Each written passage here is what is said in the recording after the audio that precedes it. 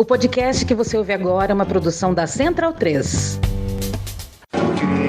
Cristo Redentor, braços abertos sobre a Guanabara.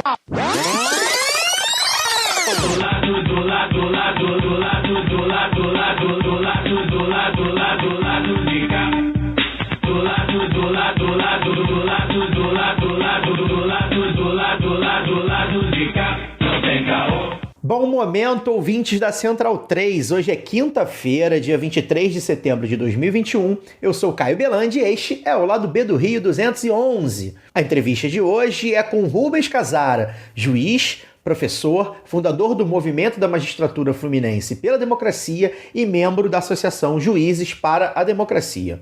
Ele também é autor dos livros A Era Pós-Democrática, Bolsonaro, o Mito e o Sintoma e o recém-lançado Contra a Miséria Neoliberal. Casara falou com a gente sobre neoliberalismo, autoritarismo, o poder judiciário, a justiça, enfim, Bolsonaro, teve de tudo, foi uma entrevista completaça, tá bem legal. O papo teve a participação da mais nova colunista do site do Lado B, a Gabriela Figueiredo, além, claro, dos panelistas de sempre, Daniel Soares e Fagner Torres.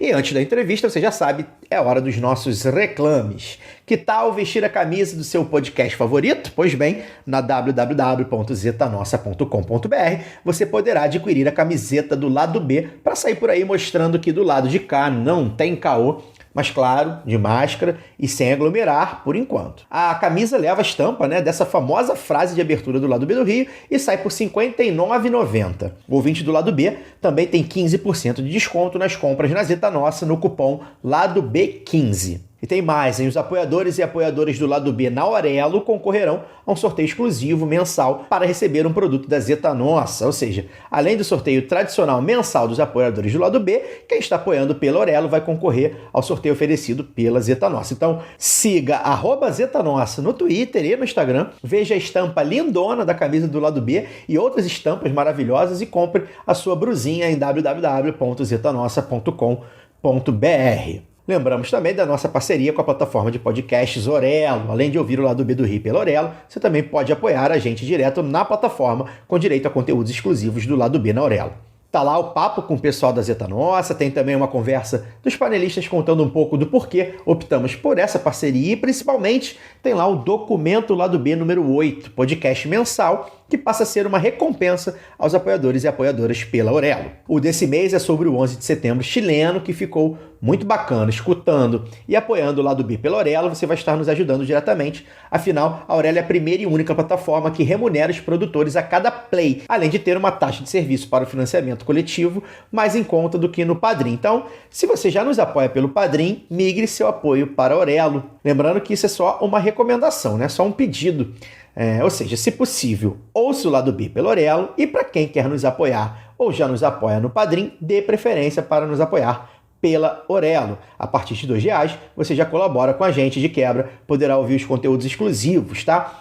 Todas as demais recompensas do Padrim seguem valendo para apoiadores e apoiadoras da Aurelo também. O aplicativo da Aurelo é gratuito e você poderá apoiar o Lado B e outros podcasts que quiser, mas lembrando, somente via cartão de crédito, tá? Além do aplicativo para celular, você também pode escutar e apoiar pelo navegador digitando escute.orelo.audio/Lado B do Rio. Mas não se esqueça, você continua livre para ouvir os programas onde quiser, Tanto o Lado B do Rio quanto o Lado B Notícias seguem gratuitos e livres semanalmente em qualquer plataforma, mesmo essas aí que não nos remuneram. E por fim, lembrar que a partir desse mês, setembro, o sorteio dos 4 brindes para apoiadores e apoiadoras será oferecido pela Camisa Crítica Serigrafia do Rio de Janeiro para o Brasil. Tem camisetas, bolsas, pôsteres, bandeiras e adesivos com estampas lindonas e de luta. Acesse www.camisacritica.com, utilize o cupom Lado B e ganhe 10% de desconto nas compras, tá?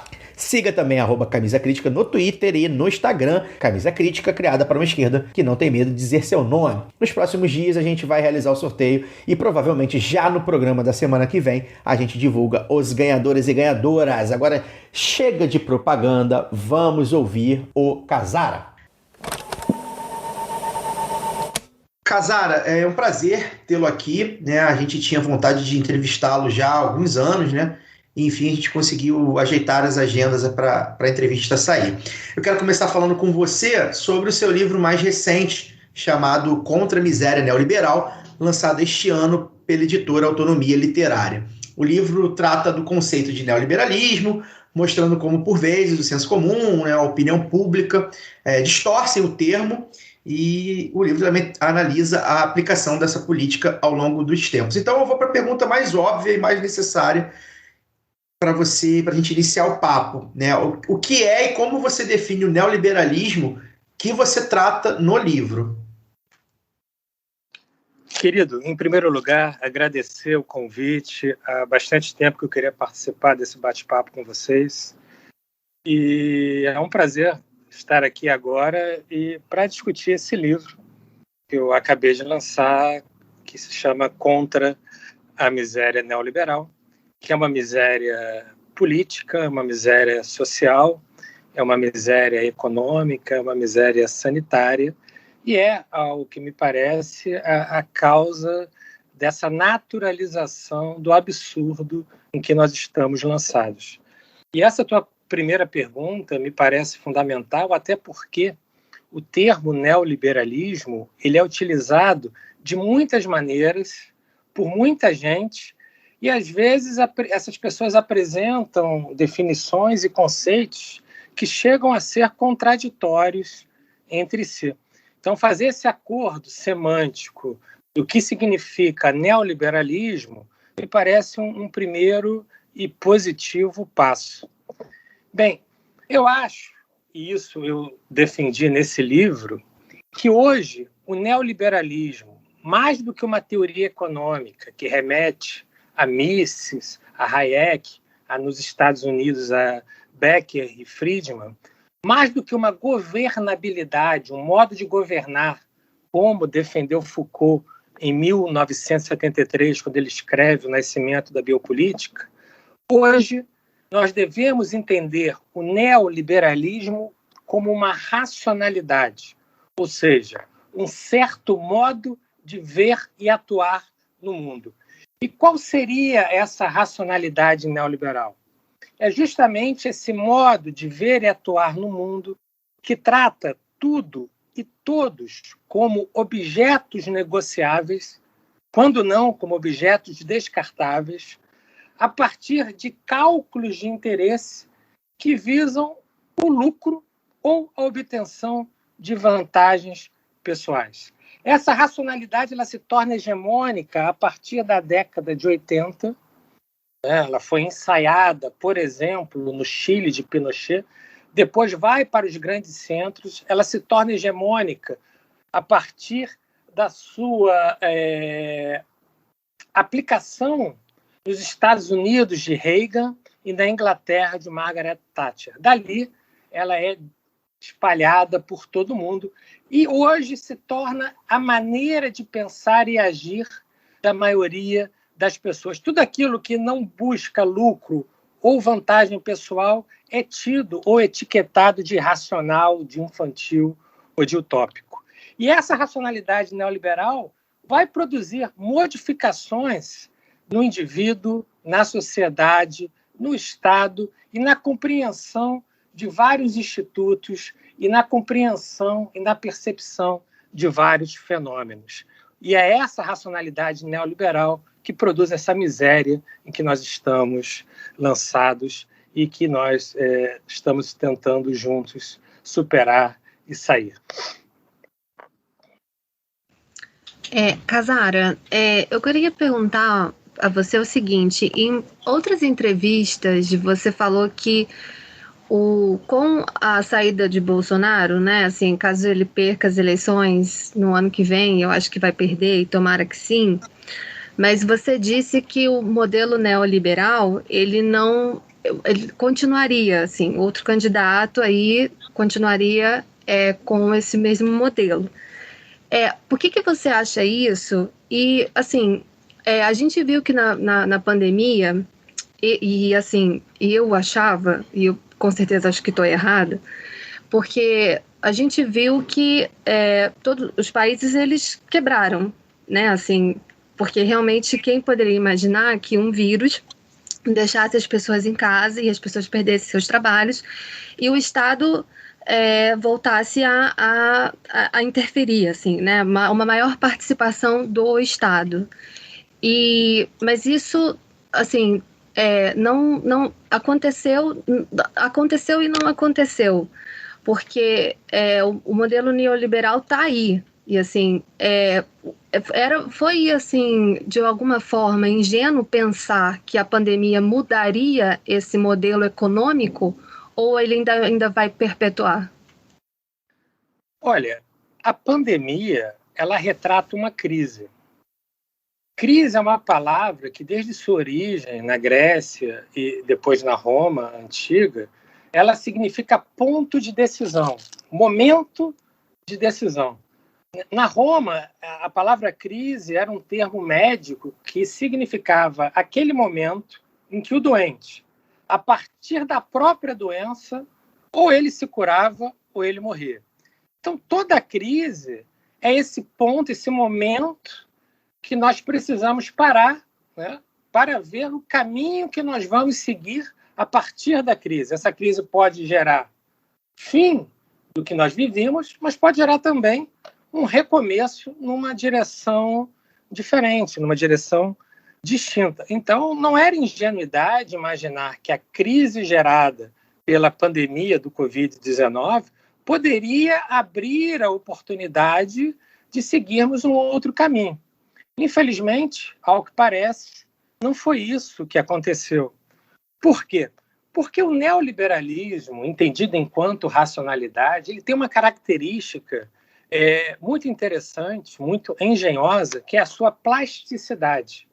Ele vai se adaptando aos mais diferentes contextos, às mais diferentes ideologias, às mais diferentes visões de mundo. Então, ele consegue transformar uma tragédia humanitária em uma oportunidade de lucro. Se a gente pensar os estados condicionados pela racionalidade neoliberal, nós vamos ver que são estados que não são estados enfraquecidos, são estados fortes, mas estados fortes que estão a serviço dos detentores do poder econômico.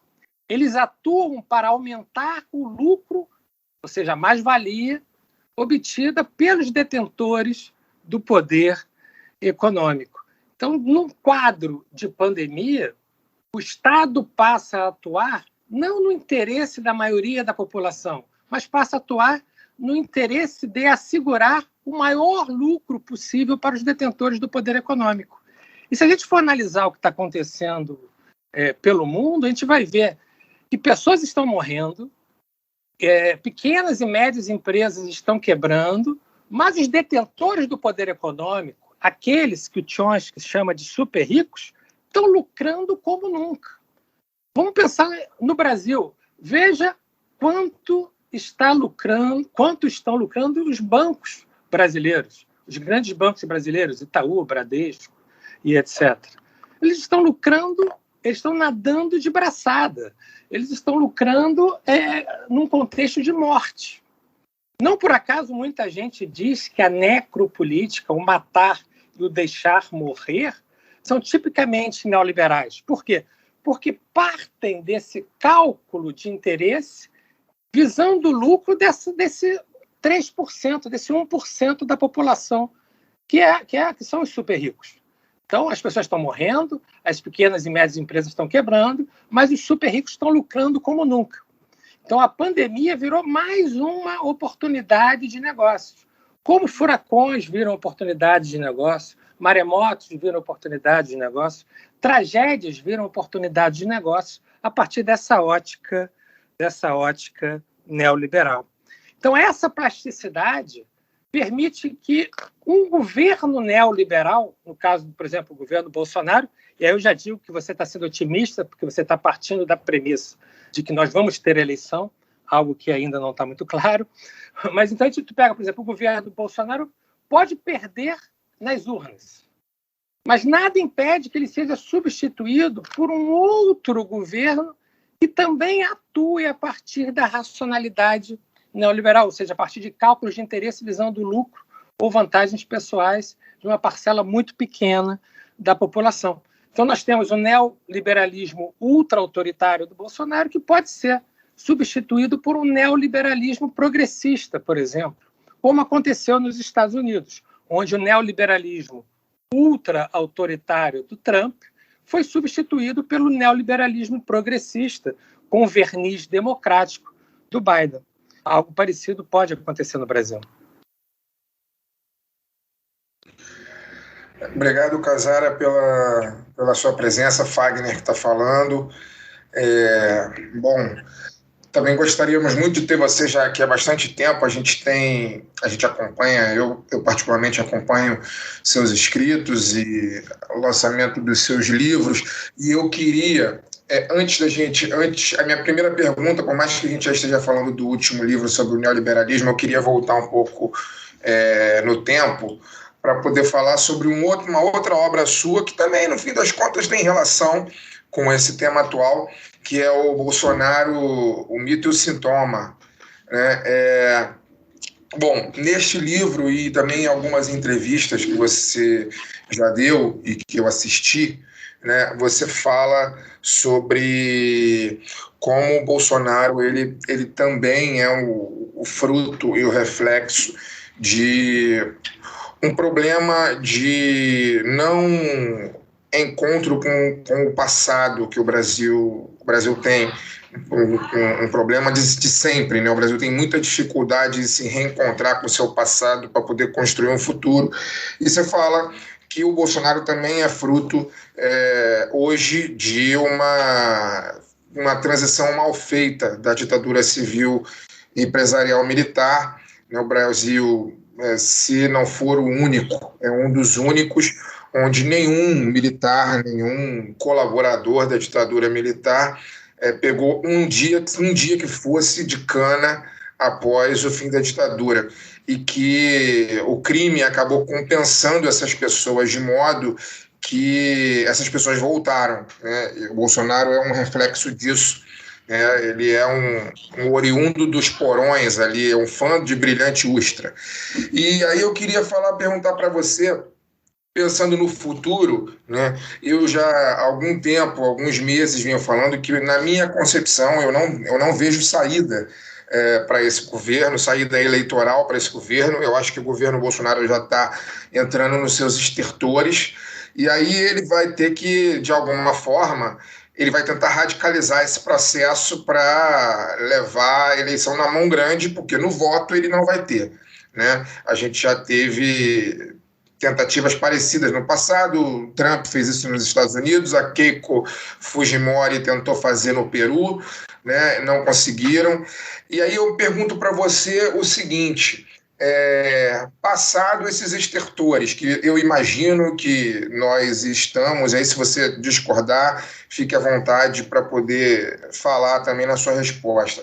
Passado esses estertores e Bolsonaro não se reelegendo, pela primeira vez um candidato à reeleição não se reelege, né? Como você acha, do ponto de vista judicial, né, do ponto de vista de um juiz, do ponto de vista da justiça, como você acha que o Brasil deve lidar com essa herança que vai deixar para a gente, né, vai deixar para o país mais de 600 mil mortos de uma doença, né, cuja vacina já existe desde o ano passado, vai deixar aí uma legião de milhões de famélicos, né, vai deixar uma legião de milhões de desempregados, de pessoas desalentadas, pequenos negócios destruídos. Tudo isso como não fruto de uma incompetência, mas fruto de um projeto. Né? Eu tenho convicção que tudo o que está acontecendo não é incompetência desse governo, é um projeto, e é o projeto neoliberal que você fala. Né? Como você acha que, do ponto de vista do judiciário, o Brasil deve lidar com essa herança de modo que ela não se repita daqui a 20, 30, 40 anos? Eu estou de acordo com você. O Bolsonaro ele é um sintoma da sociedade brasileira. Uma sociedade que é uma sociedade autoritária, uma sociedade que, de modo geral, acredita no uso da força em detrimento do conhecimento para resolver os mais variados problemas sociais. Além disso, uma sociedade que desconfia do conhecimento, que é uma sociedade anti-intelectualista, E, de modo geral, as características das sociedades autoritárias se fazem presentes no Brasil. E isso porque nós nunca conseguimos produzir aqui rupturas efetivamente democráticas. Nós nunca conseguimos construir uma cultura democrática na sociedade brasileira. Como você mencionou na tua pergunta, nós somos ainda incapazes de elaborar satisfatoriamente o nosso passado autoritário. Nós ainda não conseguimos elaborar, por exemplo, a escravidão. E, por isso, nós naturalizamos a hierarquização entre pessoas. Então, nós achamos natural que algumas pessoas sejam matáveis, enquanto outras pessoas não seriam matáveis. Então, uma criança que está indo para o colégio, numa favela, e toma um tiro de fuzil vai ser objeto de uma notinha de rodapé no jornal. Se uma criança numa zona nobre de qualquer cidade brasileira, na zona sul do Rio de Janeiro, por exemplo, indo para o colégio, da mesma idade, toma um tiro de fuzil, cai o secretário de segurança. Por quê? Porque há uma hierarquização entre pessoas que é uma consequência direta de nós nunca termos elaborado satisfatoriamente o fenômeno da escravidão. Nós, no Brasil, nós temos uma coisa ridícula, que é o elevador de serviço, onde algumas pessoas não entram, e o elevador social, onde algumas pessoas são proibidas de entrar. Tudo isso são consequências diretas dessa ausência de elaboração do passado autoritário, desse fenômeno constitutivo que foi a escravidão. Uma escravidão que gera o que alguns autores hoje, como Silvio Almeida, chamam de racismo estrutural. E ele chama de racismo estrutural com razão. Não dá para pensar no autoritarismo brasileiro sem levar em consideração a nossa incapacidade de elaborar o fenômeno da escravidão. Nós também não conseguimos elaborar a ditadura empresarial militar instaurada em 64. Por isso, muita gente acredita que naquele momento se viveu uma quadra histórica de paz, tranquilidade, ausência de corrupção. Uma recente pesquisa mostrou que mais de 80% da população brasileira desconhece o que foi o AI-5. Então, se gera um fenômeno que o Bauman chamou de retrotopia. O que é isso? Uma visão, um desejo de retornar a um passado idealizado, só que um passado que nunca existiu. Porque todo estudo sério sobre a ditadura militar empresarial instaurada em 64 vai dizer que ali houve muita violência, muita violação da lei, muita corrupção, muita gente ficou rica naquele momento. Mas por que nós não elaboramos esse momento, nós não desvelamos o que aconteceu, nós não mostramos para a sociedade o que foi aquilo? Muita gente deseja o retorno da ditadura. Então, a gente vê em manifestações populares, pelo Brasil afora, faixas pedindo a intervenção militar, pedindo o retorno da ditadura. Outro dia eu vi uma faixa sensacional que era mais ou menos assim: pelo direito de não ter direitos, né? que é uma contradição bizarra. O cara está se manifestando democraticamente pelo direito de não poder mais se manifestar democraticamente para defender qualquer coisa, inclusive essa idiotice que é o retorno da ditadura. Então, para mudar esse quadro, ou seja, para conseguir romper com essa tradição autoritária, é necessário elaborar o passado. O que eu chamo de elaborar o passado?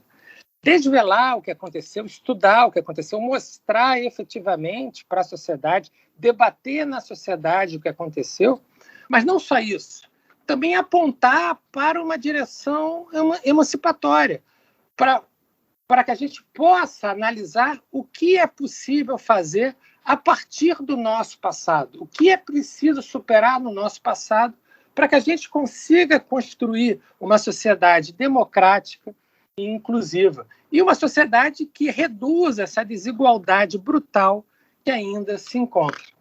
Sobre o papel do Poder Judiciário nesse processo, eu te diria que é um papel muito reduzido. Quer dizer, o Poder Judiciário, de modo geral, ele reproduz o que encontra na sociedade. Então, uma sociedade autoritária vai ter um Poder Judiciário autoritário. Uma sociedade condicionada pela racionalidade neoliberal vai ter um Poder Judiciário que atua a partir da racionalidade neoliberal, ou seja, a partir desses cálculos de interesse que vão atender apenas a uma parcela muito reduzida da população. É lógico que, quando eu falo poder judiciário, eu não estou dizendo que o poder judiciário é um todo monolítico. Não, existem resistências internas, existem correntes mais democráticas, correntes menos democráticas, mas, no modo geral, o poder judiciário é uma agência estatal.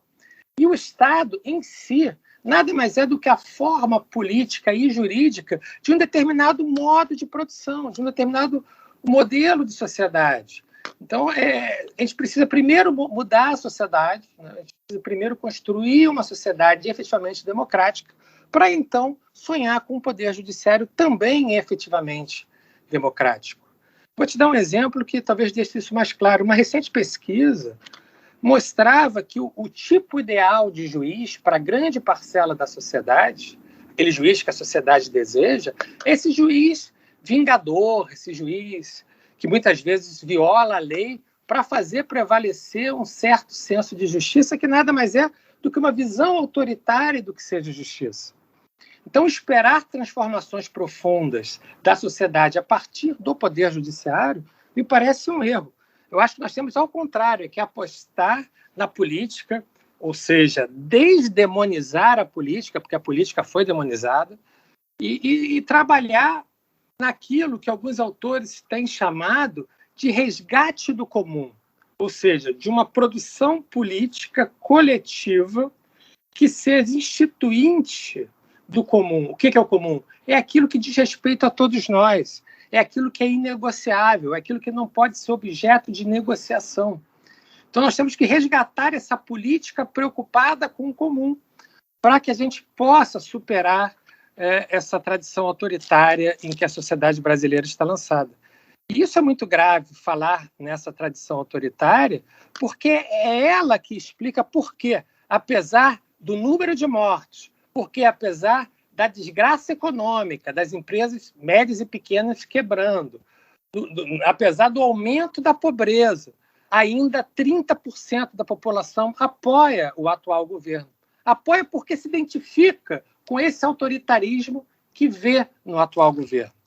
Então, é preciso a gente fazer um acerto de contas com esse passado autoritário, para que as próprias instituições, para que as agências estatais também abandonem práticas autoritárias. Casara, você é um magistrado, né? Muitos membros do Poder Judiciário têm sido vistos nos últimos anos em militância reacionária, né? Em cenas de reacionarismo explícito. São pessoas que têm excelentes salários dentro da realidade brasileira e muitas vezes pessoas com origem já em classe média alta ou classe alta, né, que permitiu que tivessem acesso à educação de qualidade e para que se prepararem para entrar na magistratura. Esse reacionarismo de muitos membros do judiciário que a gente tem visto, além de um reflexo da sociedade, como você falou, é também uma questão de classe? Eu acho que não dá para separar essas questões. É inegável que o Poder Judiciário ele atua a partir de uma perspectiva de classe.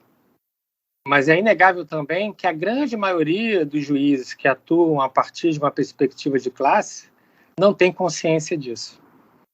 Por isso eu tenho preferido trabalhar com a ideia de tradição em que os agentes estão lançados, né? É algo que é inconsciente, de modo geral. Eles reproduzem práticas que eles encontram, práticas comprometidas efetivamente com uma determinada classe social, e reproduzem isso achando que assim estão sendo, abre aspas, neutros na hora de aplicar o direito ou na hora de fazer as suas declarações.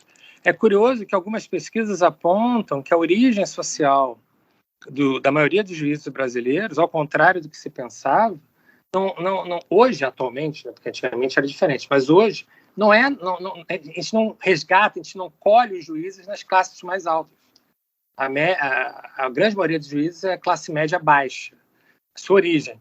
Mas quando eles entram no Poder Judiciário, eles passam a atuar pretensamente de forma neutra, mas que, em concreto, significa atuar no interesse dos detentores do poder econômico.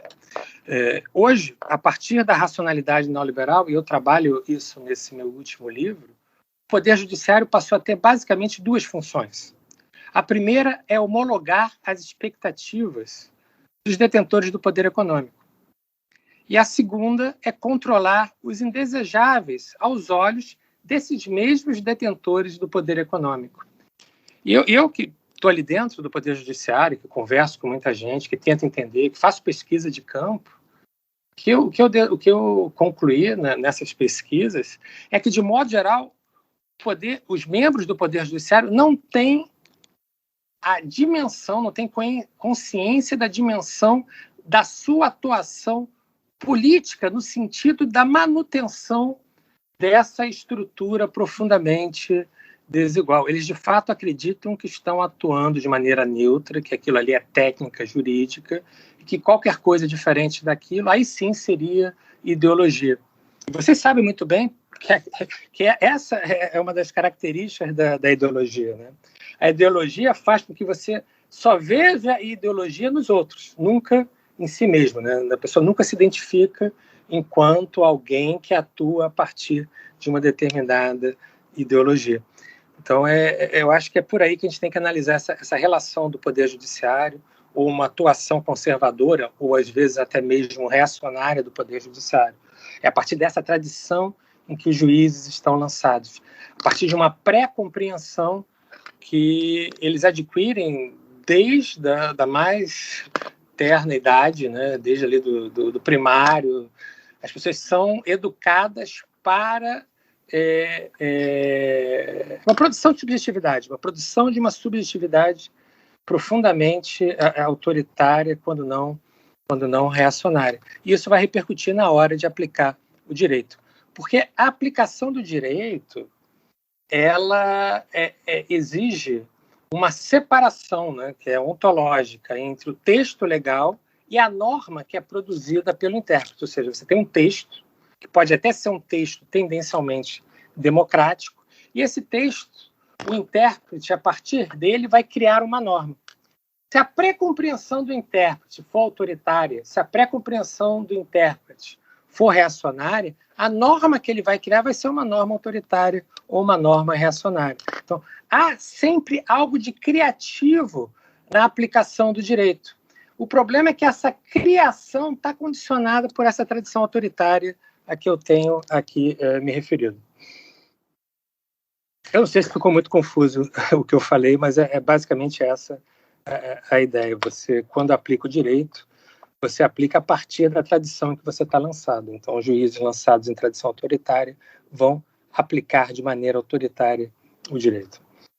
Fazer até um comentário em cima da sua fala, Casara, sobre a questão da ideologia, né? O que se aplica também muito a nós aqui da comunicação, né? A gente debate muito a questão da comunicação hegemônica e empresarial, e um dos pontos, talvez o ponto mais fundamental, é como a mídia empresarial aponta a ideologia do outro, né? Normalmente a ideologia às esquerdas, né? Como ideologia, ou seja, o lado B do Rio, por exemplo, é um podcast que é ideológico para o viés da mídia hegemônica, e para o nosso também, mas no Jornal Nacional não. O Jornal Nacional é neutro, né? A Rede Globo não tem ideologia, né? Quem tem é o lado B do Rio, né?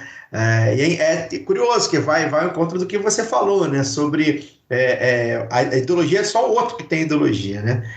E nesse sentido, eu queria te voltar aí para a questão do neoliberalismo. Desculpa, Carlos, a ideologia conservadora, a ideologia neoliberal, ela é normalizada, né, pela mídia o tempo todo. Ela é o normal, ela é o padrão a ser seguido. O resto que é ideologia. Exato, é isso. Eu quero voltar aí para a questão do neoliberalismo, e aí eu queria que você falasse um pouco, Casara, sobre, primeiro, que a gente viu uma escalada, né, dessas políticas neoliberais no Brasil, né? o Brasil nunca deixou de aplicá-las, acredito eu. Se você também discordar, você também pode, por favor, explicar. Mas há uma escalada que se dá principalmente a partir da retirada, né, da deposição da Dilma, para ampliação dessa política, para o arregaçamento dessa política neoliberal, ultra neoliberal, enfim, né, no Brasil. E ao redor do mundo, talvez as ondas também tenham sido parecidas, né?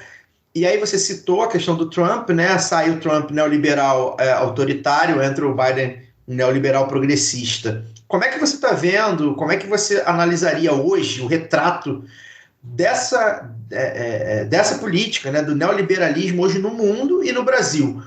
Ou seja, a gente pode dizer que, de repente, está em transformação no mundo, embora acredito eu que esteja sempre em transformação, inclusive para se manter, né? Mas o mundo já está partindo para um outro tipo de neoliberalismo que no Brasil ainda parece ainda muito enraizado. Que retrato você tem disso na comparação entre o Brasil atual, né, nas mãos do Bolsonaro e da necropolítica, e, por exemplo, os Estados Unidos, que é o país que, pelo menos na América Latina, nas Américas, né, e aqui no lado do Ocidente, costuma ditar ali, mais ou menos, junto com seus aliados, a norma vigente da economia. Como é que você faz esse retrato aí? Cara, pelo que eu tenho estudado, eu poderia dizer assim, sem medo de errar, que o neoliberalismo é hegemônico em todo o mundo. O que diferencia um país de outro são suas características próprias e talvez a questão dos limites. Por quê? O marco normativo do neoliberalismo é a ilimitação. Ele tende à ilimitação. Por quê? Quanto menos limite existir, maior a possibilidade de acumulação de capital, maior a possibilidade de lucro, maior a possibilidade de que aquele 1% da população leve vantagem cada vez maior. Então, ele tende à ilimitação. Acontece que alguns países têm tradições democráticas mais sedimentadas, têm valores republicanos inegociáveis, e aí, nesses valores republicanos inegociáveis, nessa tradição democrática, o neoliberalismo esbarra. Então, você pega, por exemplo, a questão da França. A França tem uma forte tradição republicana e tem valores democráticos que são inegociáveis. Então, há um limite que o neoliberalismo não consegue ultrapassar. Isso não significa dizer que o Macron não é neoliberal. Ele é neoliberal. Mas ele é neoliberal adequado à tradição, adequado à realidade, ao contexto da França. Agora nós vamos ter neoliberalismos em países fundamentalistas, nós vamos ter neoliberalismo em países muçulmanos, em países ateus. Então o neoliberalismo vai se adaptando às necessidades e às particularidades de cada país. O problema do Brasil é que aqui nós sempre vivemos naquilo que o Boaventura chamava de democracia de baixa intensidade, de baixíssima intensidade. Então, os limites aqui sempre foram muito baixos, muito reduzidos. Então, a gente naturalizou muitas mortes, a gente naturalizou muitos absurdos. E, então, o neoliberalismo aqui se mostra de uma maneira ainda mais selvagem. A gente sai da democracia de baixíssima intensidade para a pós-democracia, ou seja, para um modelo em que o significante democracia se torna um significante totalmente vazio. Nem o resultado das eleições é preciso respeitar. Por que isso? Porque aqui nós não tivemos essas barreiras republicanas e democráticas que existem, por exemplo, em outros países. Talvez a China, se for analisada com mais cuidado, a gente consiga ver que ali não é bem a lógica neoliberal que está em jogo. É algo diferente. E o que não impede de se identificar aqui e ali esses cálculos de interesse visando lucro ou vantagens pessoais de uma pequena parcela da população. Mas, de modo geral, no mundo inteiro, a lógica de atuação, o modo de ver e atuar no mundo é o modo neoliberal. Isso vem desde a década de 80, com um ou outro momento de maior resistência. Vamos pegar o exemplo do Brasil novamente. Nós tivemos no Fernando Henrique, no governo do PSDB, os governos do Fernando Henrique Cardoso, um típico neoliberalismo progressista, algo parecido com Clinton nos Estados Unidos ou Obama, ou seja, um neoliberalismo, um governo, um Estado voltado para satisfazer o interesse dos detentores do poder econômico, mas com um verniz democrático, assegurando um direito aqui, um direito ali. Direitos humanos eram temas ainda respeitados, você tinha algumas políticas públicas de redução da desigualdade. Aí seguem os governos do Partido dos Trabalhadores, protagonizados pelo Partido dos Trabalhadores. Ali nós tivemos aquilo que alguns autores têm chamado de governo de resistência. O que é isso? Você não rompe totalmente com a lógica neoliberal, mas aplica medidas que vão na contramão da racionalidade neoliberal. Aplica medidas que resgatam um pouco essa dimensão do comum. Bolsa Família, são medidas que, em tese, não interessariam os detentores do poder econômico.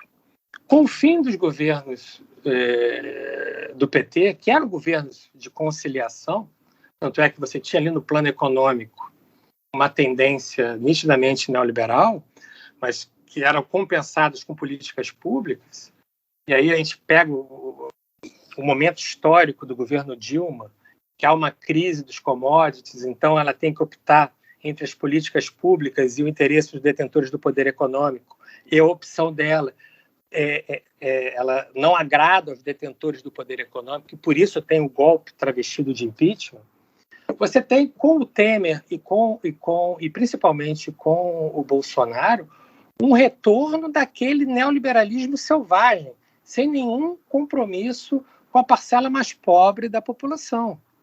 Você tem um retorno assim de um Estado direcionado a atender ao interesse de 1% da população, o interesse dos super ricos. Então, esse tipo de mudança, assim, com governos com um neoliberalismo cool ou com um neoliberalismo progressista e governos com um ultra-neoliberalismo, ou esse neoliberalismo ultra-autoritário, eles são frequentes. O desafio é, de fato, romper com a racionalidade neoliberal. É resgatar aquela esfera do inegociável. É entender que pessoas não são objeto de negociação, que a dignidade da pessoa humana não pode ser objeto de negociação. Então, é isso que está posto se a gente pensar no futuro. É como romper com essa racionalidade neoliberal. Como produzir uma contra-hegemonia, uma outra racionalidade, por exemplo, a racionalidade do comum, que vá substituir essa lógica que atende a apenas uma muito reduzida parcela da população brasileira, que atende basicamente aos super ricos. Eu quero só retomar a sua resposta, Casar, à minha pergunta anterior, quando você disse que eu estou sendo otimista em achar que ano que vem vai ter eleição. Por que você acha que não vai ter? Porque, assim, é claro que a gente sabe que ano que vem o Brasil a gente pode ter um apagão, né? A gente está vivendo aí uma crise elétrica, né? Energética, desculpe. E tudo que os bolsonaristas querem é um apagão no dia da eleição, assim, seria algo perfeito, assim, para eles, né? E assim, por que você acha que não vai, que a gente pode ter o risco de não ter uma eleição? Porque a gente aqui nunca conseguiu construir uma cultura democrática que me permitisse agora dizer com absoluta certeza que aconteça o que acontecer, nós vamos ter uma eleição tranquila e democrática em 2022. Vamos pegar o exemplo dos Estados Unidos, aquela tentativa ali, mequetrefe do Trump de, abre aspas, melar o resultado das eleições. Os Estados Unidos, com todos os problemas, e não são poucos os problemas dos Estados Unidos, eles têm uma tradição democrática que nós não conseguimos construir aqui. Você pega, por exemplo, as Forças Armadas dos Estados Unidos e as Forças Armadas brasileiras, vocês vão ver que os militares brasileiros têm uma tradição muito maior de se intrometer diretamente na vida política. Basta lembrar dos e-mails ridículos que o comando militar mandava, meio que ameaçando o Supremo Tribunal Federal na época do julgamento lá dos habeas corpus que interessavam ao ex-presidente Luiz Inácio Lula da Silva e que, se fossem concedidos, permitiriam que ele participasse da eleição. Ele, que até o momento de ser preso, liderava as pesquisas de opinião pública. Então, nós temos aqui no Brasil uma polícia militar extremamente autoritária, uma polícia militar que se identifica com o atual governo. Nós temos as forças armadas, que em grande parte também se identificam com o atual governo, e nós temos 30% da população que se identifica diretamente com esse governo. Esses elementos permitem supor que a hipótese de um golpe de Estado ou de uma tentativa de não realização das eleições pode ser crível, não só crível, como pode ser exitosa, né? É possível que se consiga impedir as eleições. Eu acho que nós estamos vivendo hoje uma espécie de queda de braço entre agências estatais. Você tem o Poder Judiciário hoje reagindo, ainda que tardiamente, ainda que timidamente, ao crescimento do pensamento autoritário dentro das agências estatais, que está tentando manter algo da democracia ainda no Brasil. Mas eu, sendo muito sincero com você, eu não botaria minha mão no fogo para dizer que que as eleições vão ser tranquilas e sequer se vai ter eleição em 2022. Imagina um quadro de convulsão social, um estado de sítio, um estado de defesa, ou qualquer medida de exceção que possa ser declarada pelo governo, com o objetivo de que as eleições não se realizem. Aliás, no Brasil nós temos vários exemplos históricos no qual a vontade popular foi totalmente desconsiderada para atender ao desejo de uma pequena parcela da população. Foi nesse sentido que eu disse que há um certo otimismo na análise de que necessariamente vai ter um processo eleitoral legítimo em 2022. Bom, vamos lá. Fagner falando novamente, e aí, mais uma vez, o gancho, né, para a minha segunda pergunta. Eu acho que eu estou de pleno acordo com o Casara. Acho que a gente não tem tradição democrática, acho que o Brasil nada garante que a eleição vai acontecer, né? Eu tenho aqui a minha leitura de que eleitoralmente o Bolsonaro acabou, assim, acho dificílimo que ele consiga se reeleger, mas isso num cenário normal, e a gente não vive um cenário normal, quer dizer, normal entre aspas, há muito tempo, né? Pelo menos no mínimo desde que o Aécio Neves contestou o resultado das urnas em 2014, a gente não vive em condições normais, né? Em condição de uma democracia em construção. De lá para cá, o pouco que existia só vem sendo solapado até a gente chegar no estado que nós estamos hoje. E aí um processo que teve muita relação com essa degradação democrática, a meu ver, também, na minha opinião, é a Operação Lava Jato, que durante muito tempo foi incensada, obviamente, pela direita, né, mas também foi durante um bom tempo, incensada por parte da esquerda, né, e, obviamente, foi uma operação que só teve o sucesso que teve porque ela contou com a colaboração e a publicidade dos veículos de comunicação empresarial brasileiros, né? Aqui no Brasil, a Operação Lava Jato ela se destrinchou por outros países na América do Sul, mas aqui no Brasil ela teve o apoio direto publicitário dos veículos de comunicação, né? Eu, particularmente, nunca tive nenhuma dúvida de que a Operação Lava Jato é um projeto imperialista, né? Um projeto que nasce em Washington, no sentido de derrubar os governos latino-americanos da chamada Onda Rosa e destruir as empresas nacionais com o objetivo de favorecer empresas estrangeiras, que no caso do Brasil, as construtoras, né, para que abra espaço para as Halliburton da vida, para destruir a Petrobras, né, facilitar a venda da Petrobras, e por aí vai. E aí, Casara, você como magistrado, como você enxerga o papel da Lava Jato nesse processo todo que a gente está vivendo hoje, né? Como que você acha possível o judiciário recuperar a credibilidade diante de tantos abusos, de tanta situação inédita, né? Até certo ponto inédita no Brasil, de perseguições extremas e explícitas que a gente nunca tinha se dado conta? Como recuperar a credibilidade do judiciário diante desse cenário, né? Haja vista que, do nosso ponto de vista aqui, né, dos veículos de comunicação, nunca houve uma mísera autocrítica, né, com relação ao apoio dessa operação, né?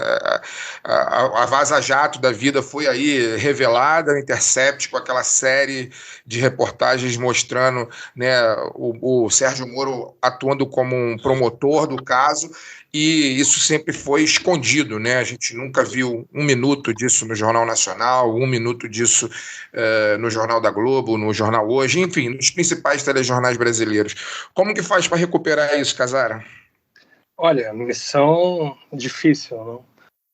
O que é a Lava Jato? A Lava Jato é uma marca, né? E alguns procedimentos receberam. E quando esse procedimento receber essa marca pela mídia e por parte de integrantes do Poder Judiciário, se instaurava uma espécie de vale-tudo. Tudo que aquelas pessoas faziam era automaticamente legitimado. E qual o grande problema?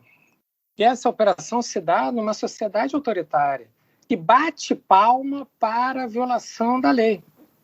Então, eram cenas flagrantes de violação da legalidade e que os autores dessas violações da legalidade eram apresentados para a sociedade como heróis. E a sociedade batia palma. E dentro do Poder Judiciário, muita gente batia palma para aquelas pessoas que, na visão deles, estavam resgatando uma imagem positiva do Poder Judiciário. Quando tu me pergunta como fazer para recuperar a credibilidade, eu poderia te fazer uma contra-pergunta, que seria: recuperar a credibilidade para quem? Porque para essas camadas autoritárias da sociedade, respeitar a Constituição, respeitar os limites legais, respeitar o devido processo legal, respeitar as regras, princípios e valores democráticos, são negatividades, são coisas mal vistas. Por isso, o bom juiz é aquele juiz que condena todo mundo, tem a prova ou não tem a prova. Então, assim, para construir a credibilidade do Poder Judiciário, precisa primeiro construir aquilo que eu já falei aqui algumas vezes, que é uma cultura democrática na sociedade. Uma cultura que perceba que o bom juiz é aquele que respeita a legalidade. E para punir alguém que supostamente violou a lei, eu, juiz, não posso também violar a lei, como fizeram reiteradamente atores jurídicos que atuaram nesses processos da Lava Jato. A gente tem... basta pesquisar no YouTube, no Google, personagens importantes da vida política brasileira, tanto da direita quanto da esquerda, em particular, personagens importantes da mídia brasileira, aplaudindo o que era, na realidade, pura violação da Constituição. Então, as pessoas achavam legal o Sérgio Moro ser o adversário do Lula, por exemplo. Se o juiz é adversário, ele não pode julgar. É o princípio básico de um sistema minimamente democrático.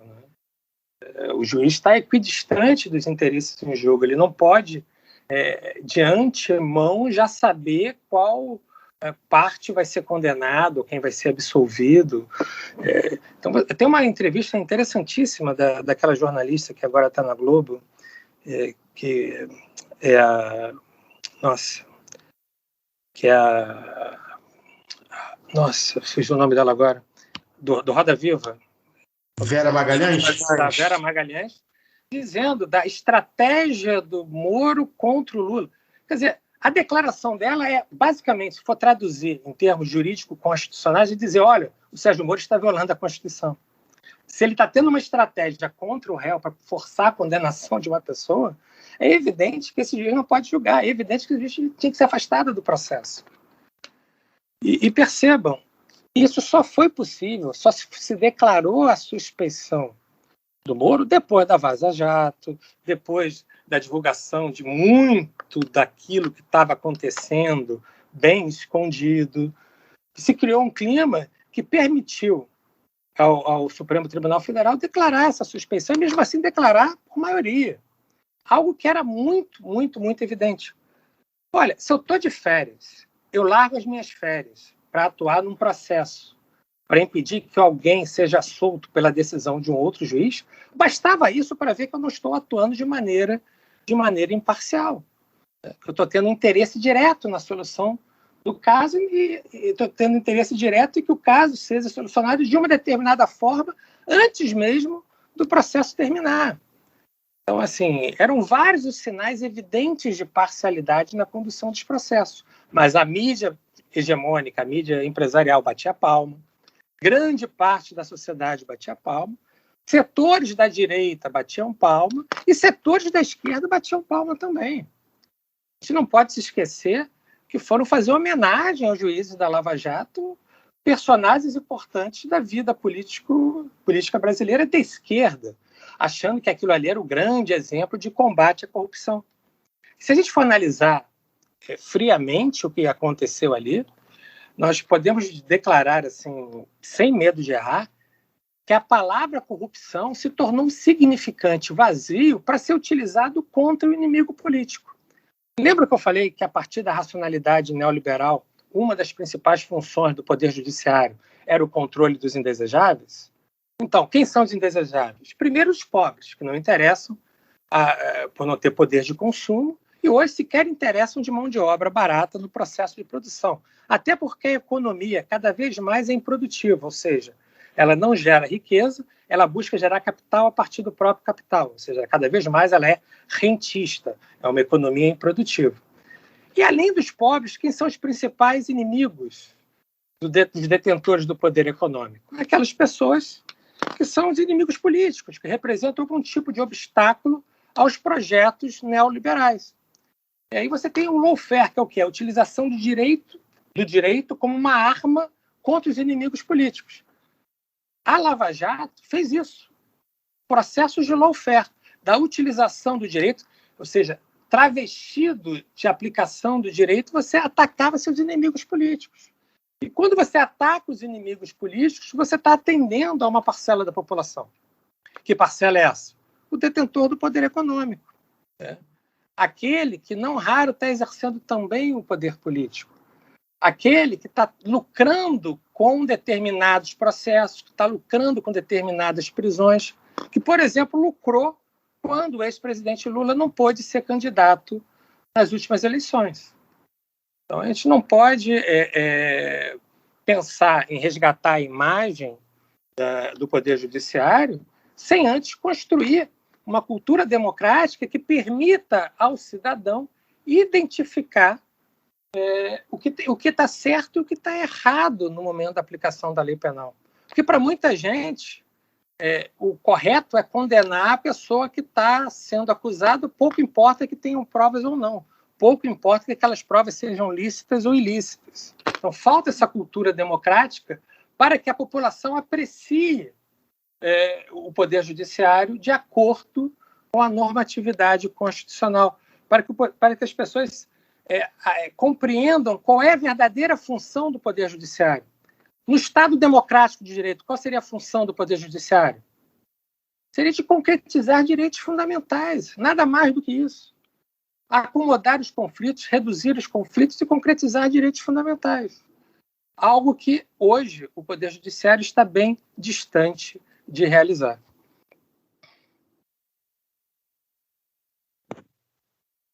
Sara, nessa sua última resposta, você acabou dando, de forma não linear, a resposta mais ou menos de qual seria a minha pergunta. Eu queria que você falasse um pouco sobre o conceito do Estado pós-democrático, que está num livro seu publicado em 2017, e o papel do judiciário nesse Estado pós-democrático. Ok. A pós-democracia é um conceito que foi cunhado por um cientista político inglês chamado Colin Cranch, que significa um simulacro de democracia. Se afirma que existe democracia, quando na realidade não existe democracia. O que o Colin Cranch está querendo dizer com isso? Que muitas vezes, quando se afirma que um governo é democrático, esse governo democrático não é um governo do povo para o povo e pelo povo, mas seria um governo das corporações econômicas para atender aos interesses das corporações econômicas. A partir desse conceito de pós-democracia, eu trabalhei a ideia de Estado pós-democrático. O que seria isso? Seria o Estado tipo ideal em oposição ao Estado democrático de direito. O Estado democrático de direito se caracteriza pelo respeito aos limites rígidos ao exercício do poder, que são limites republicanos, limites democráticos, limites legais, limites éticos. Então, todo o exercício do poder estaria regulado pela Constituição, ou seja, todo o exercício do poder se daria dentro de limites rígidos. No Estado pós-democrático, desaparecem esses limites rígidos ao exercício do poder. Se instaura uma espécie de vale-tudo. Por quê? Porque poder econômico e poder político voltam a se identificar. Não raro o titular do poder econômico exerce diretamente o poder político ou compra o titular do poder político para que ele o exerça em seu nome. Então desaparece soberania popular, não há mais o governo do povo para o povo e pelo povo, há um governo para os interesses dos detentores do poder econômico e desaparece qualquer pretensão de respeitar os direitos fundamentais, porque os direitos fundamentais são limites ao exercício do poder. Só que esses limites ao exercício do poder atrapalham os negócios. Então, respeitar direitos trabalhistas, direitos previdenciários, direitos individuais, atrapalha o lucro do detentor do poder econômico e atrapalha a função repressiva de controlar os indesejáveis. Então, tudo isso passa a ser relativizado. Então, o Estado pós-democrático é o Estado condicionado pela racionalidade neoliberal. É o Estado que tem como marco normativo essa ilimitação, essa instauração de uma espécie de vale-tudo na busca por lucro, na busca por acumulação de dinheiro e na busca por vantagens pessoais de pouquíssimas. Casara, tem uma análise que eu já vi algumas pessoas fazendo, e eu acho que você até pincelou ela de leve na sua fala, numa resposta anterior, que é a seguinte, né? O Poder Judiciário, se por um lado, como você já listou aí, ele foi um ator crucial para a gente chegar onde a gente chegou, principalmente, inclusive, por meio da Lava Jato, por outro, é hoje o grande adversário do Bolsonaro e do bolsonarismo, ou pelo menos é assim como eles encaram, principalmente o STF, né? Visto como um adversário do projeto de poder que pretensamente tem os asseclas do Bolsonaro, principalmente, né? Talvez até o Bolsonaro mesmo menos. E aí eu queria te fazer uma pergunta com base nessa disputa, se você concorda com isso primeiro, e que se com base nessa disputa, você acha que o que pode acontecer com o Bolsonaro, né, com os filhos do Bolsonaro? Hoje saiu uma notícia aí do Carluxo, indicado como líder de quadrilha, né, enfim, um criminoso, e alguns, né, desses nomes aí que a gente vê que orbitam aí o poder do bolsonarismo, né? A Câmara aparentemente está dominada e amansada, né? O Arthur Lira não vai ter impeachment na Câmara nos próximos meses, acho que isso está posto, embora eu acho que isso também pode mudar muito rápido.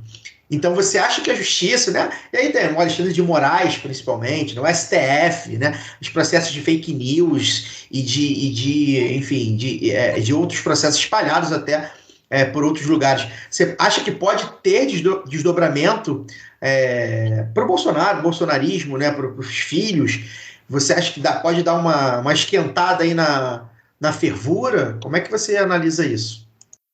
Eu acho que a tendência é se manter essa tensão entre o poder executivo, entre o governo Bolsonaro e o poder judiciário. Até porque o poder judiciário se sentiu ameaçado pelo crescimento de um certo discurso no ambiente bolsonarista. Um discurso que, aliás, desde antes da eleição do Bolsonaro, prega, por exemplo, o fechamento do Supremo Tribunal Federal, que significa, em última análise, a eliminação de mais um limite ao exercício do poder. Afinal de contas, cabe ao Poder Judiciário a última palavra sobre a regularidade ou não do exercício do poder. Então, ele representa, ele é, em sua essência, uma agência que representa um limite ao exercício do poder, que diz quais limites precisam ser respeitados. Acho que essa reação do Poder Judiciário brasileiro, em especial do Supremo Tribunal Federal, ela vem tarde, ela poderia ter se iniciado bem antes, mas me parece que hoje essa tensão está estabelecida e não me parece que vai haver um retrocesso. Uma leitura assim, muito selvagem que eu poderia fazer aqui com vocês é de que eu acho que nenhuma das partes tem certeza que seus desejos seriam realizados. O que eu quero dizer com isso? Eu acho que o Bolsonaro não teve certeza se conseguiria dar um golpe de Estado nos moldes tradicionais. Ele não tinha certeza se poderia contar com as Forças Armadas e com o efetivo das polícias militares, que talvez em algum momento ele tenha imaginado estar em suas mãos. E acho também que o Supremo Tribunal Federal não tem muita certeza se suas decisões seriam cumpridas. Afinal de contas, nós temos que traçar uma diferença que é básica entre uma decisão judicial e o cumprimento dessa decisão judicial. Vamos imaginar que, hipoteticamente, tá? Que se chegue à conclusão que a eleição, que o Bolsonaro cometeu algum ilícito no processo eleitoral, ele tenha que sair. O judiciário declare que ele não é mais presidente da República. Quem cumpre essa decisão? Os órgãos encarregados de cumprir essa decisão cumpririam essa decisão? Se por A mais B houvesse uma decisão judicial afastando o Bolsonaro da presidência da República, as agências encarregadas de aplicar, falando principalmente as Forças Armadas, cumpririam essa decisão? Respeitariam essa decisão? Eu não sei. E eu acho que ninguém sabe. Eu acho que está todo mundo meio cego no meio dessa tensão entre os poderes. Bem, enquanto as pessoas não tiverem certeza, enquanto o Bolsonaro não tiver certeza que consegue dar um golpe de Estado, se for esse efetivamente o desejo dele, melhor, né? Quer dizer, ele fica lá com bravatas e não parte a ação. Mas eu acho que hoje eu tenho muita dúvida se uma decisão judicial contrária aos interesses do nosso presidente, os interesses da sua família, seria cumprida com facilidade. É uma questão da fragilidade da nossa democracia. Aliás, algo bem diferente do que se viu nos Estados Unidos. Casara, eu queria te perguntar sobre a Vaza Jato, que foi 2019 ou 2020, não, desculpa. 19, Gabi. 19, sim. E graças ao Intercept, a gente viu o show assim, de horrores que foi tudo que a Operação Lava Jato foi, assim, né? Você acha que um dia o Sérgio Moro, o Dallagnol, os outros nomes aí também da Lava Jato, eles serão um dia julgados, assim? Você acha que o judiciário tem pode dar esse exemplo, assim? Porque eu acho que é algo que assim, a Vaza Jato, ela é algo muito que vai entrar para a história, né? Assim, como e numa forma muito negativa, assim, né? Que foi algo que daqui a, não sei, há muitos anos se estudará isso. Olha, assim, isso é o que aconteceu. Eles impediram, eles interferiram diretamente numa eleição democrática, enfim, porque eu acho que isso vai ter que ser amplamente discutido, assim, né? Você acha que essas pessoas um dia serão julgadas? Eu acho que nós não temos um distanciamento histórico que permita que essas pessoas sejam julgadas agora.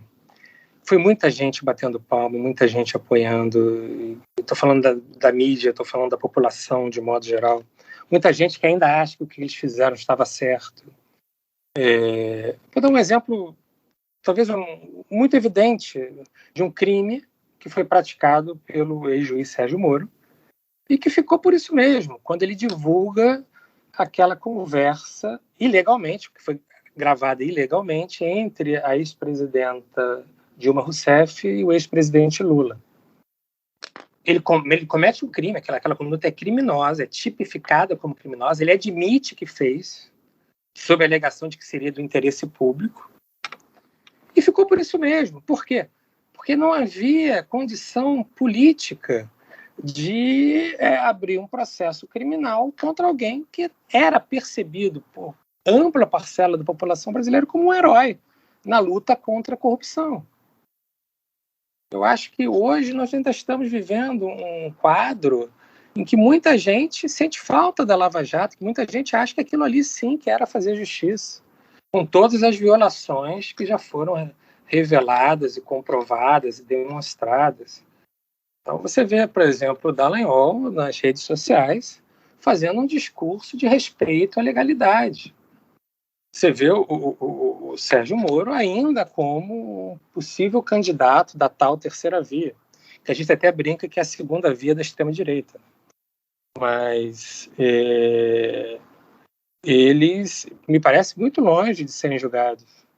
Agora, eu concordo com você, Gabi, quando daqui a alguns anos, talvez daqui a 10 anos, 20 anos, quando essa história for escrita e as pessoas estiverem distanciadas do acontecido, quer dizer, os filhos e netos daquelas pessoas que bateram palma para o absurdo, talvez eles de fato olhem para aquilo e vejam o caos que foi gerado por aquele tipo de ação em violação à normatividade constitucional, em violação às regras e princípios democráticos. Vamos lá, Casara Fagner falando mais uma vez.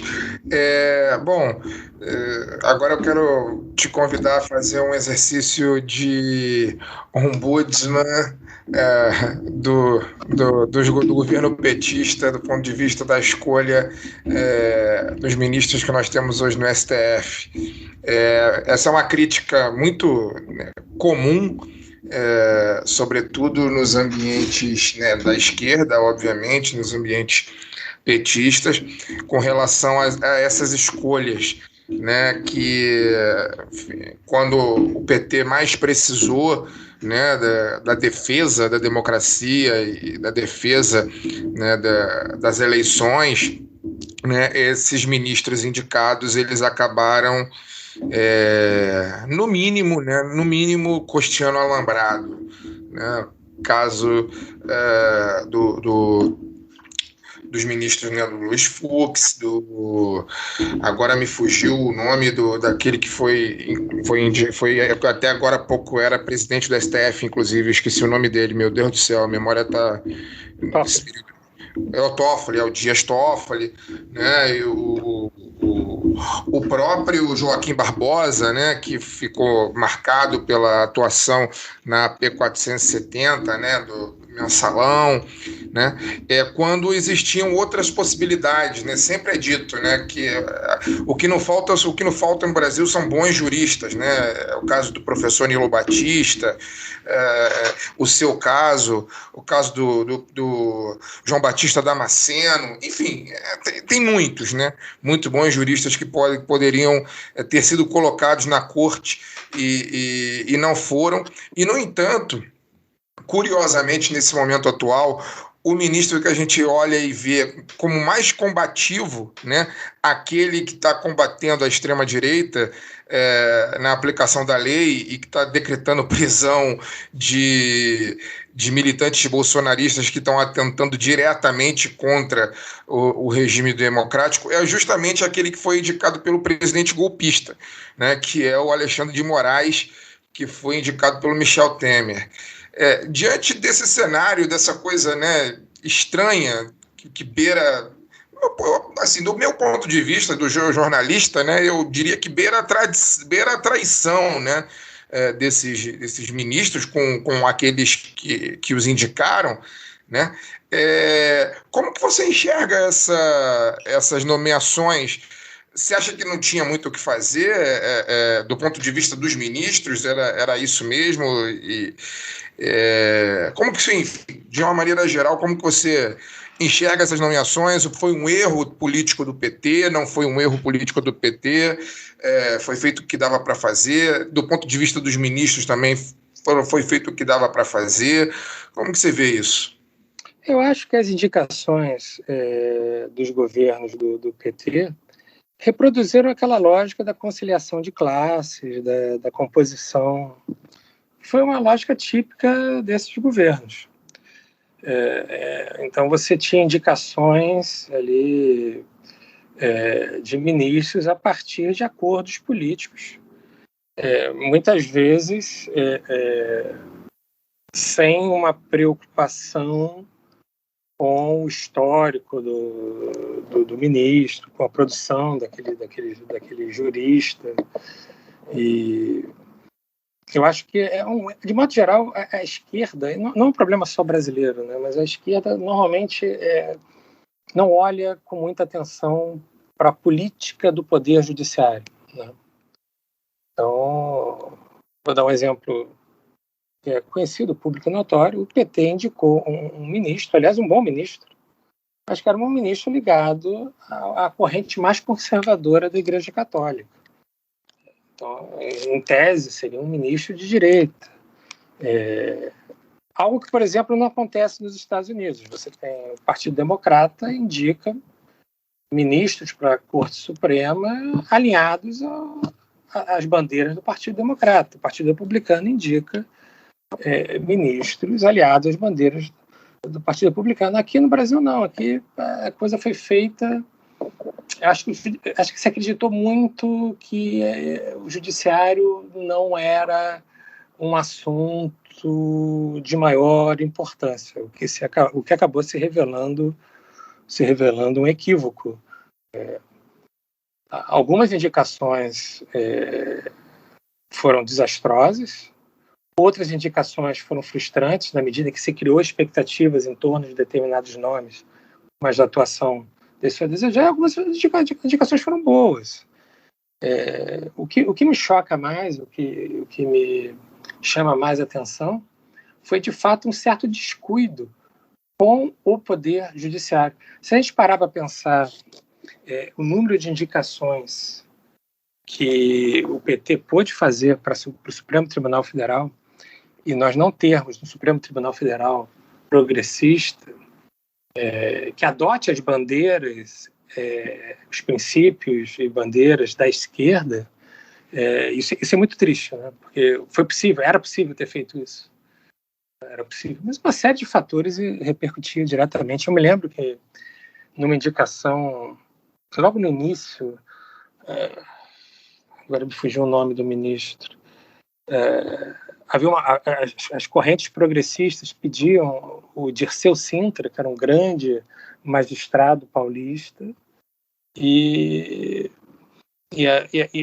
aliados conservadores do governo do PT diziam que esse nome era intragável e acabou se optando por um outro nome. Então, esse tipo de composição a partir de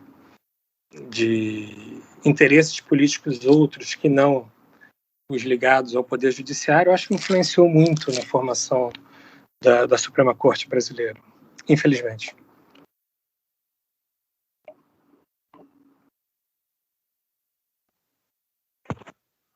Casara, para a gente encerrar aqui, uma crítica comum ao judiciário é o fato dele não ter membros eleitos, né? Que por isso ele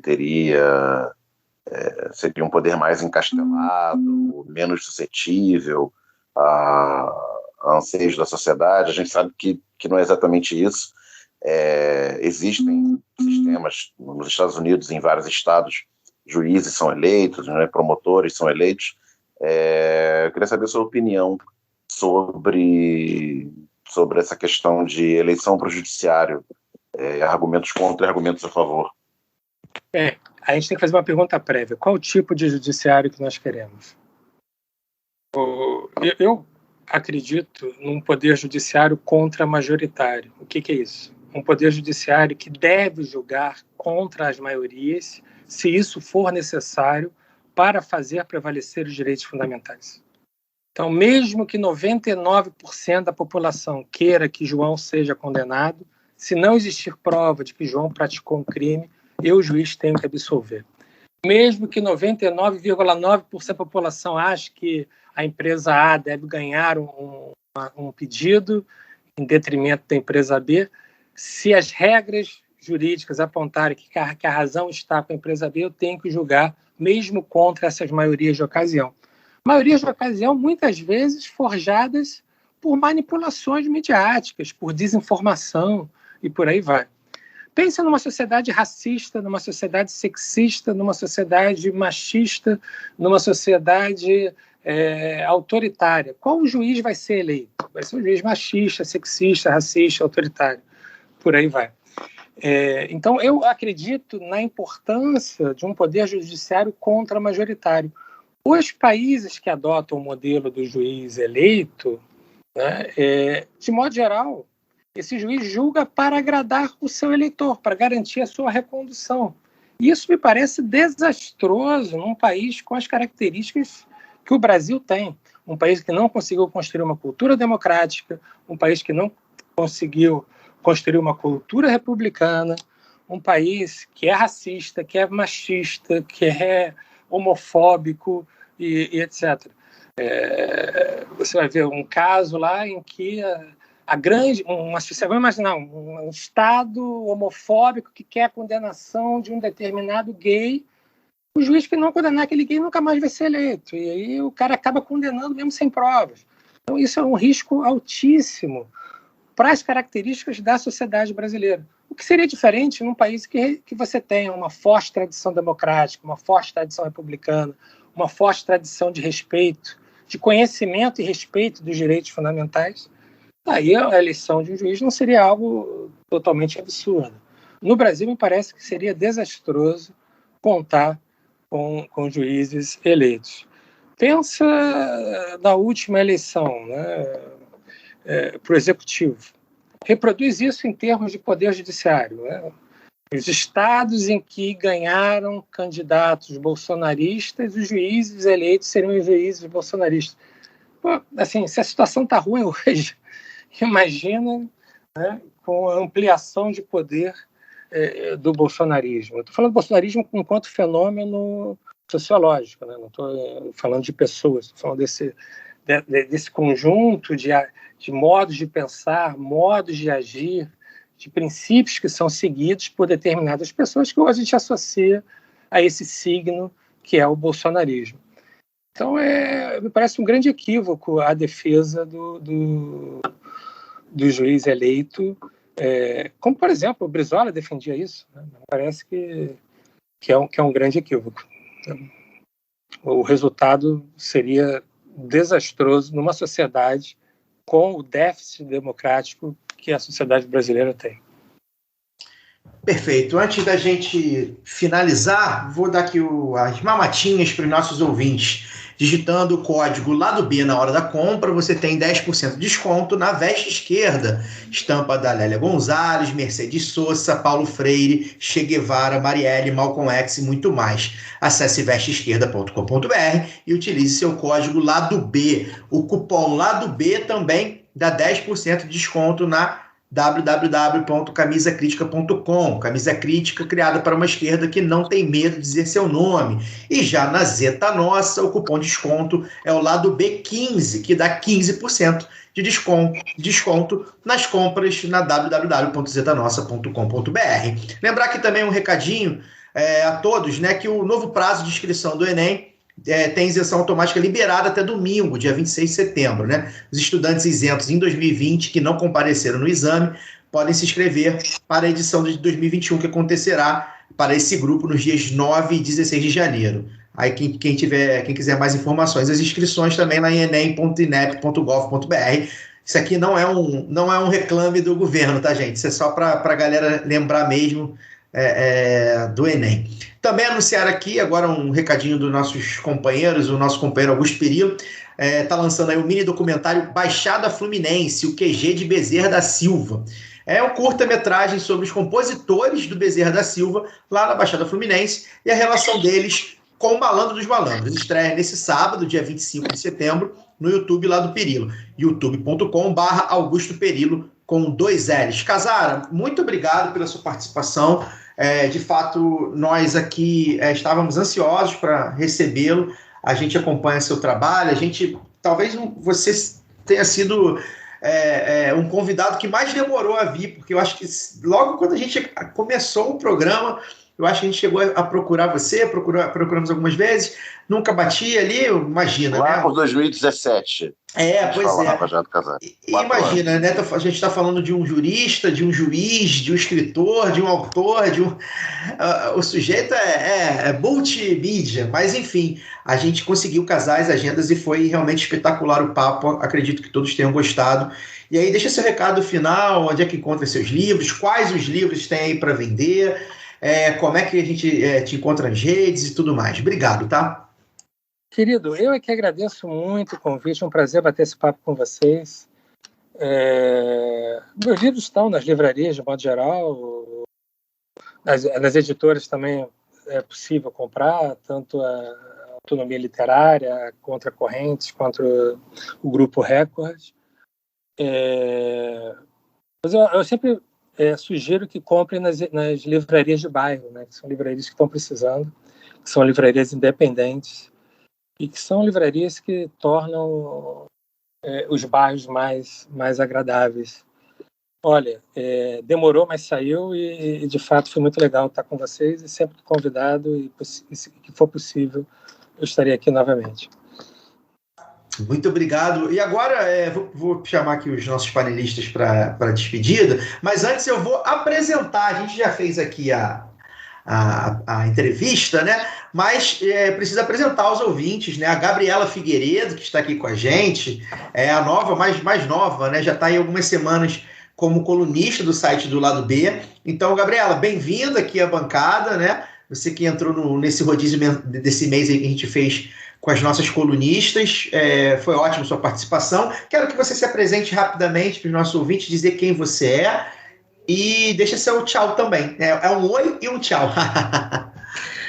Eu que agradeço, né, vocês aí por terem me convidado. Obrigada, Casara, também. Hoje foi um papo super legal, foi uma super aula aqui hoje que a gente teve, né? E assim, bom, eu sou a Gabriela, eu tenho 31 anos, né, moro aqui no Rio de Janeiro, e meu pai é porteiro em Ipanema, minha mãe é costureira, e bem, eu tenho uma história aí de vida que já tive no El País, já escrevi um texto em resposta à fala do ministro Paulo Guedes, que diz que até o filho do porteiro do prédio dele passou na universidade e frequentou a universidade, né? Enfim, como se ele não tivesse esse direito, e eu escrevi uma resposta no El País, Brasil. Quem puder lá, digitar lá. Prazer, eu sou a filha do porteiro. E bem, até que o Casara falou do elevador de serviço, e esse é um tema que eu venho falando até na coluna de hoje do Lado B do Rio, eu falo do elevador de serviço porque o elevador de serviço ele é um exemplo de exclusão, de segregação, ele é mais um exemplo aí da nossa sociedade desigual, dessa herança da escravidão, e que a gente não pode aceitar que trabalhadoras domésticas, babás, motoristas, entregadores usem o elevador de serviço, e enquanto o elevador social ele é usado apenas para os mais ricos e tudo mais. Então essa é a bandeira aí que eu estou levantando, que a gente precisa discutir, e bem, é isso. Você, Gabriela, também tem um programa, né, no YouTube também. Deixa aí seu jabá para o pessoal acompanhar, um programa de entrevistas muito legal também, né? Sim, aí se chama Elevador de Serviço, na TV Democracia, todas as quintas-feiras, às 11 horas, ao vivo. E é um espaço que a gente trata também sobre o assunto, sobre pessoas com histórias de vida, pessoas que chegaram à universidade, que viveram alguns episódios de preconceito, mas que conseguiram aí vencer na vida e tem algo a contar pra gente. Então, toda quinta-feira eu tô lá. Convidar a audiência do Lado B a ler os textos da Gabriela, né? Agora a Gabriela, a colunista semanal, junto com a Lana, né, no site, e também acompanhar o Elevador de Serviço lá na TV Democracia. Tem convidados bem legais, inclusive o Fagner Torres é um deles, bateu um papo também lá com a Gabriela. E Fagner, é isso então, boa noite para você, obrigado pela sua participação novamente. Opa, obrigado, eu agradeço demais o Casara pela participação aqui com a gente, que não seja que seja a primeira, mas que não seja a última, que em breve volte aqui, porque eu acho que esse é um tema, o Casara tem a possibilidade, a gente tem a possibilidade de conversar com eles com diversos temas num único programa, temas que aparentemente não se esgotam. A gente está aqui com 1 hora e pouca de entrevista e eu tinha pelo menos mais 2 ou 3 perguntas a fazer para ele, então isso significa que ele precisa voltar o mais breve possível. Quem sabe estamos finalizando 2021, 2022 vai ser um ano importante, ele vai estar de volta com a gente aqui. Então, isso, agradecer, né, a presença, agradecer a Gabi por ter aceitado o nosso convite aí, de estar com a gente aqui nessa edição, né? E é isso, desejar aí que todo mundo tenha saúde, que quem ainda não vacinou, que corra para vacinar na semana que vem, e que semana que vem a gente está de volta, provavelmente com mais um entrevistado também muito bacana, como sempre. E é isso, vamos nos cuidar, a pandemia não acabou, tá passando, tá diminuindo, mas ainda não acabou. Então vamos vacinar, vamos manter o isolamento dentro daquilo que for possível. E é isso. Cuidem-se. É isso. Daniel Soares, boa noite. Muito obrigado ao Rubens Casara. Bem-vinda, Gabriela. E semana que vem a gente está de volta aqui. É isso. Semana que vem agora eu estou fechando o programa para ensarcar doces de Cosme e Damião, que é a minha função agora neste pós-programa. O pós-programa já foi uma cervejinha, agora é ensacar doces, é o que restou, mas eu gosto muito. Semana que vem tem mais lá do B do Rio. Abraço a todos, valeu!